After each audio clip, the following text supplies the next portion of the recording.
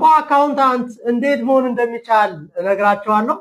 ቪዲዮውን እስከ መጨረሻው መከታተላችሁን አትርሱ። ለሌሎችም እንዲደርስ ሼር አድርጉላቸው። ፎሎ ያላረጋችሁ ፎሎ አድርጉ።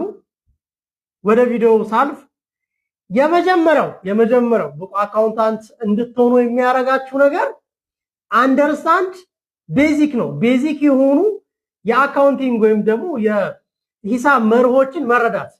ለምሳሌ አካውንቲንግ ምንድነው? አካውንቲንግ ስለምን ያጠናል? የአካውንቲንግ ፕሪንሲፕሎች እነማን ናቸው? ጋፕ፣ አይኤፍአርኤስ ምንድነው ልዩነታቸው? ሀገራችን ደግሞ ኢትዮጵያ ላይ ከሆነ ሂሳብ መስራት የምንፈልገው ሀገራችን የምትከተለው የአካውንቲንግ መርህ አለ፣ ፕሪንሲፕል አለ። ስለዚህ እሱ ማን ነው የሚለውን በደንብ መረዳት ያስፈልጋል ማለት ነው። አንደርስታንድ ቤዚክ የሚባለው ይሄኛው ነው። ሌላኛው ፋይናንሻል ስቴትመንቶችን ማወቅ የግዴታ ነው። ፋይናንሻል ስቴትመንት እንደማን ናቸው፣ በውስጣቸው ምን ነገሮችን ይዘዋል የሚለውም ይሄኛው አንደርስታንድ ቤዚክስ ወይም ደግሞ ከቤዚኮቹ የሚመደብ ነው ማለት ነው። ማንዳት የግዴታ ማንም ሂሳብ ባለሙያ ማወቅ ያለበት ነገር ነው ማለት ነው። ሌላኛው ቴክኒካል ስኪል ነው። ቴክኒካል ስኪል ማለት ስራውን የመስራት ስኪል ማለት ነው። በእጅ ነካኩ ሰርቶ የመጨረስ ወይም ደግሞ የመስራት ስኪል የማከናወን ስኪል እንደማለት ነው፣ ክህሎት እንደማለት ነው።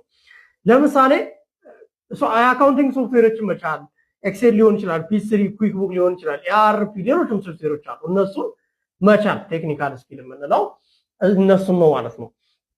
ሌላኛው ቲንክ አናሊቲካሊ ነገሮችን በማመዛዘን መረዳት ያስፈልጋል ማለት የትኛው የአካውንቲንግ ፕሪንሲፕል እኛ ሀገር ይቻላል፣ ከተቻለስ ከድርጅታችን አንፃር ሊያመጣ የሚችለው ኢምፓክት የትኛው ነው፣ ስለዚህ የድርጅታችን ወጪ ሊጨምር የሚችሉ ነገሮች በምን መልኩ መቅረፍ ይቻላል፣ ድርጅታችንን ከኪሳራ እንዴት ልንታደገው እንችላለን የሚሉትን የቢዝነስ ኮንሰፕቶችንም መረዳት ያስፈልጋል ማለት ነው። ስለዚህ ማመዛዘን የግዴታ ነው ማለት ነው። በጥልቀት አስባል የማመዛዘን ክህሎት በጣም ማንዳቶሪ ነው ማለት ነው። ሌላኛው ፕሮፌሽናል ኢቲክስ ነው። አካውንቲንግ ላይ ስህተት አይቻልም። ለምን? ከተሳሳትን ድርጅቱ ላይ የሚያመጣው ኢፌክት በጣም ከባድ ስለሚሆን ስህተትን አቮይድ ለማድረግ ፕሮፌሽናሊዝም በጣም ማንዳቶሪ ነው። በሰዓት ስራ ቦታ ላይ መገኘት ሊሆን ይችላል። ስራዎችን ሆነ ብለን በጥልቀት እያሰብንና እያገናዘብን መስራት ሊሆን ይችላል። ኮሙኒኬት ስናደርግን በደንብ በስነ ስርዓት መሆን ይኖርበታል ማለት ነው። ሌላኛው ኪፕ ለርኒንግ ነው። ሁሌ መማር ያስፈልጋል። አካውንታንት መሆን የምትፈልጉ ከሆነ ሁሌ መማር። የግብር ህጎች ይለዋወጣሉ። የአካውንቲንግ ፕሪንሲፕሎች ሊቀየሩ ይችላሉ።